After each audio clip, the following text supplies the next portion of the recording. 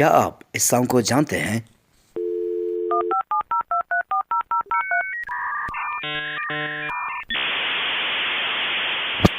یہ وہی ساؤنڈ ہے جو کسی کے لیے یادگار تو کسی کے لیے دنیا کو بدلنے والی چیز ہے۔ یہ ساؤنڈ اور یہ ٹیکنالوجی جو اتنا ایڈوانس بھی نہ تھا، اس باعث بنی کہ ہم انٹرنیٹ کی عظیم دنیا میں قدم رکھیں۔ Computers are supposed to make life easier. About 1 in 3 American households has bought that theory and purchased a PC.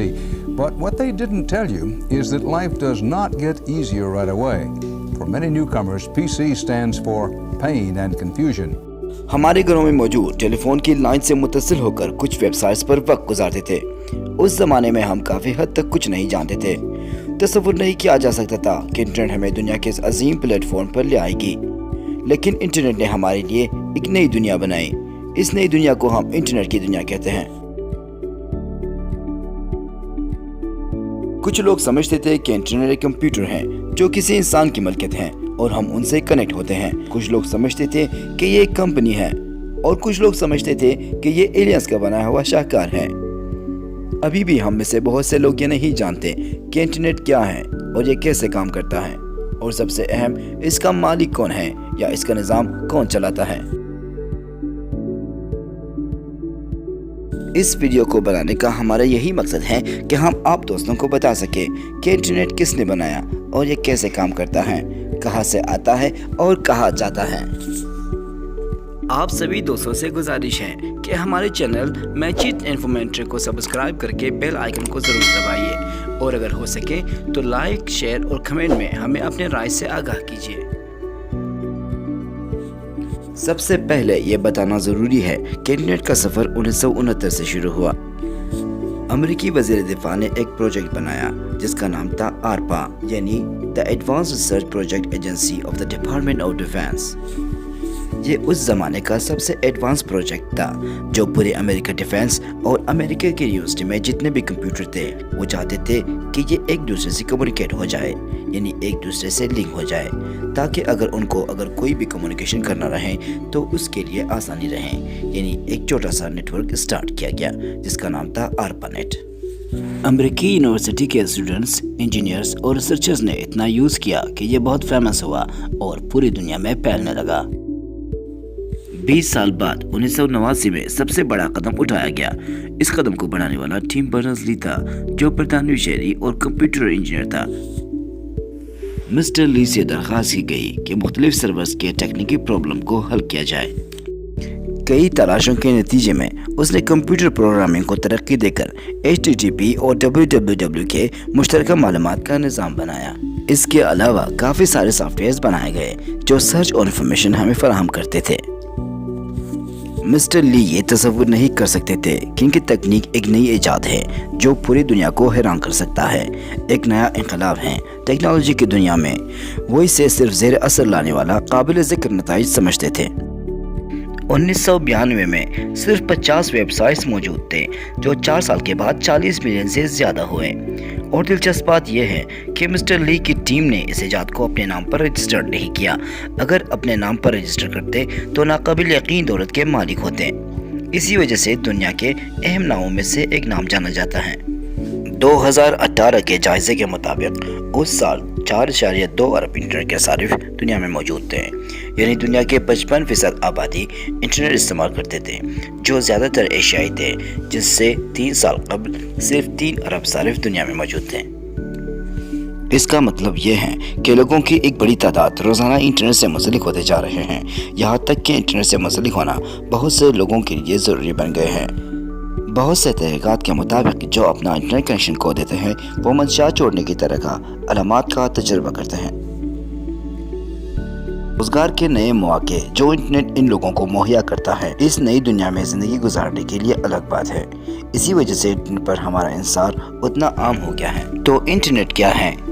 Internet کوئی واضح چیز نہیں جس کا ہم ذکر کر سکے یا اشارہ کر سکے۔ انٹرنیٹ ایک رجحان ہے جو سینکڑوں ہزاروں نیٹ ورکس پر مشتمل ہوتے ہیں۔ یقیناً ان کنیکشنز کے لیے بہت زیادہ سرمایہ کاری اور ٹیکنالوجی کی ضرورت ہوتی ہے۔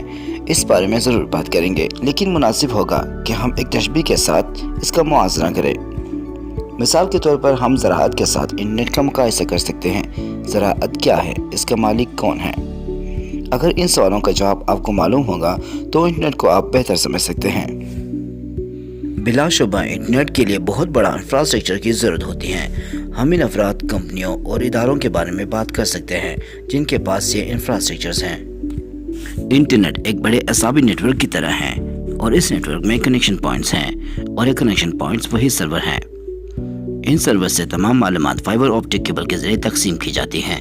ایسا کرنے کے لیے ہمیں انتہائی بڑے سروس فارم کی ضرورت ہوتی ہے اور یہ فارم کچھ کمپنیوں کی ملکیت ہیں، کیونکہ ان میں سے کچھ فارم اتنے بڑے ہوتے ہیں کہ اسے چلانے کے لیے درکار بجلی کی مقدار کچھ ممالک کی بجلی کی مقدار سے بھی زیادہ ہوتے ہیں۔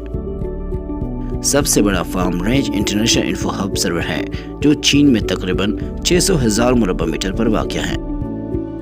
دوسرا بڑا فارم سوئس سپر نیب ہے جو نیواڈا کے شہر لاس ویگاس امریکہ میں تقریباً 200,000 مربع میٹر پر واقع ہے۔ سوئچ کمپنی کے کچھ صارفین میں سے فوکس، انٹل، ای بے اور بوئنگ ہیں۔ 2016 کے ایک تحقیق کے مطابق گوگل کے دنیا بھر میں 3 ملین سرور ہیں۔ ان سرورز کا موازنہ چوکیوں یا پولیس تھانوں سے کیا جا سکتا ہے جو انٹرنیٹ کو کنٹرول کرتے ہیں۔ کہا جا سکتا ہے ان کو کنٹرول کرنے والے انٹرنیٹ کو بھی کنٹرول کرتے ہیں۔ یقیناً یہ اتنا آسان نہیں ہے۔ بہت سارے ورکرز موجود ہوتے ہیں، مثال کے طور پر انٹرنیٹ سروس فراہم کرنے والے، یعنی ہر ملک کے ٹیلی کمیونیکیشن نیٹ ورکس۔ یہ کہا جا سکتا ہے کہ یہ کمپنیاں ان کیبلز کے مالک ہیں جو ان سرورز سے ہمارے گھروں تک پہنچتے ہیں۔ ہمارے لیے نیٹ ورک کے سب سے اہم حصہ مالک ہیں۔ یہ کیبلز جو ڈیٹا کی ترسیل کے لیے استعمال ہوتی ہے بہت اہم اور مہنگی ہوتی ہیں اور عام طور پر سمندروں کو پار کرتی ہیں اور یہ فائبر آپٹک کیبل ہوتی ہیں۔ فائبر آپٹک کیبل اور عام کیبل میں کیا فرق ہے؟ فائبر آپٹک کیبل میں ڈیٹا بجلی کی بجائے روشنی کے ذریعے منتقل ہوتا ہے، اس لیے یہ بہت تیز ہوتا ہے۔ تو فائبر آپٹک کیبل ہر جگہ کیوں نہیں ہے؟ کیونکہ ہر کوئی فائبر آپٹک انٹرنیٹ تک رسائی حاصل نہیں کر سکتا، کیونکہ یہ بہت مہنگا ہوتا ہے۔ تصور کریں ایلن ماسک اسٹارلنک پروجیکٹ میں ڈیٹا کی ترسیل کو سمندر کے نیچے سے ہوا اور خلا میں منتقل کرنا چاہتا ہے۔ اب ایسا کرنے کے لیے اس کا ارادہ ہے کہ زمین کے مدار میں 42,000 سیٹلائٹ بھیجا جائے اور ہر سیٹلائٹ کی قیمت تقریباً $300,000 ہے اور ہر 7 سیٹلائٹ کو ایک بار فالکن 9 راکٹ سے بھیجا جائے اور ہر راکٹ $50 ملین کے ہوں گے اور ان سیٹلائٹ کو استعمال کرنے کا وقت 5 سال ہے۔ 5 سال کے بعد اس کے بجائے ایک نیا سیٹلائٹ بھیجا جائے۔ یہ لاگت سمندر کے اوپر فائبر آپٹک کیبل کو منتقل کرنے کی لاگت سے بہت کم ہے اور اس لاگت میں کمی انٹرنیٹ کی قیمتوں میں ظاہر ہونے کی توقع ہے۔ کیبلز کو منتقل کرنا اور ان کا انتظام کرنا بہت مہنگا ہے، تاہم دنیا بھر میں ایک fibre optic cable network ہے جو تمام بر اعظموں کو جوڑتا ہے، جس کا نام ہے fibre optic link around the global. اس کیبل نیٹ ورک کی کل لمبائی 28,000 کلومیٹر سے زیادہ ہے جو شمالی امریکہ سے شروع ہوتا ہوا جاپان اور بھارت تک پھیلا ہوا ہے۔ اس نیٹ ورک کا مالک گلوبل کلاؤڈ ایکسچینج ہے اور اس کے پارٹنر ایک بھارتی کمپنی ہے جسے ریلائنس کمیونیکیشن کہا جاتا ہے۔ یہ کمپنی دنیا کے بیشتر حصوں کو انٹرنیٹ سے مربوط کرتی ہیں۔ ایک بار پھر ہم انٹرنیٹ ورکرز کو مد نظر رکھتے ہوئے کہنا چاہیں گے کہ ان لوگوں کو فائبر آپٹک نیٹ ورک کو ہمارے گھروں میں منتقل کرنے کی ذمہ داری ہے اور ہم دراصل ان مرکزی کنٹرولرز کو جانتے ہیں۔ جیسا کہ ہم نے کہا کہ انٹرنیٹ کا کوئی مخصوص مالک نہیں، لیکن ان فارمز، کیبلز اور کمپنیوں کے بغیر انٹرنیٹ کا ہمارے پاس ہونا غیر ممکن ہے۔ لیکن ایک تنظیم ہے جسے کہا جا سکتا ہے کہ وہ انٹرنیٹ کا نظام سنبھالتا ہے۔ اس تنظیم کا نام ہے internet corporation for assign name and number, یعنی ICANN۔ یہ ایک غیر منافع بخش تنظیم ہے جو کسی بھی دوسری کمپنی سے زیادہ درجہ رکھتی ہے اور ڈومین نام اور انٹرنیٹ ٹریفک کا انتظام کرتی ہے، جس کا موٹو 1 ورلڈ 1 انٹرنیٹ ہے۔ اگرچہ ہم اس کو انٹرنیٹ کا مالک نہیں کہہ سکتے، لیکن یہ تنظیم انٹرنیٹ کا بہت اہم کام سر انجام دیتے ہیں۔ اس طرح وضاحت دے سکتے ہیں، اگر آپ انٹرنیٹ میں کوئی شخص یا کمپنی کو سرچ کرتے ہیں تو اس مقصد کے لیے آپ کے پاس ایک مطلوب پتہ ہونا چاہیے، ورنہ آپ کو اس وسیع سمندر میں کچھ نہیں ملیں گے۔ اس مقصد کے لیے ایک ڈومین نام کا نظام ہے، یعنی DNS یا IP ایڈریس۔ ICANN کا خود کہنا ہے کہ کوئی فرد، ادارہ یا ملک انٹرنیٹ کو کنٹرول نہیں کر سکتا۔ بلا شبہ انٹرنیٹ کے بہتر کام کرنے کے لیے دیگر عناصر کا ہونا بھی ضروری ہے، لیکن اگر ہم اسے اپنے نظریے سے دیکھیں تو ہم اپنی معلومات انٹرنیٹ پر شیئر کر سکتے ہیں۔ انٹرنیٹ نے ہمیں حد سے بڑھ کر آزاد رکھا ہے، لیکن ایسے طریقہ کار بھی موجود ہیں کہ جو ہم شیئر کرتے ہیں اسے کنٹرول کرتا ہے۔ کمپنیاں اور حکومتیں بھی انٹرنیٹ کو بہتر بنانے اور آزادانہ معلومات کے اشتراک کو یقینی بنانے کے لیے مل کر کام کرتے ہیں، لیکن یہ تعاون ہمیشہ کے لیے آسانی سے نہیں چل سکتا۔ ہم ان لوگوں میں شامل ہیں جو سب سے آگے معلومات تک مفت رسائی کو روکنے کا تجربہ کرتے ہیں۔ دوسری طرف ہم سب بھاری رقم ادا کر کے اور فلٹر بریکر استعمال کرتے ہوئے تک چکے ہیں۔ تاہم انٹرنیٹ نے ہماری زندگیوں میں انقلاب ایجاد کر دیا ہے اور دنیا کو بنیادی طور پر بدل دیا ہے۔ اگر ہم اس سوال کے جواب کی طرف واپس جائیں کہ انٹرنیٹ کا مالک کون ہے، تو ہم جو معلومات تیار کرتے ہیں، مواد جو شیئر ہم تخلیق کرتے ہیں، در حقیقت ہم سب کا انٹرنیٹ میں حصہ ہے اور ہم سب انٹرنیٹ کے مالک ہیں۔ آپ سبھی دوستوں سے گزارش کی جاتی ہے کہ ہمارے چینل میچد انفارمیٹری کو سبسکرائب کر کے بیل آئیکن کو دبانا نہ بھولیے گا، تاکہ ہماری حوصلہ افزائی کے ساتھ ساتھ ہمیں اگلی ویڈیو بنانے کی دلچسپی ملے۔ اگلی ویڈیو تک خدا نگہدار۔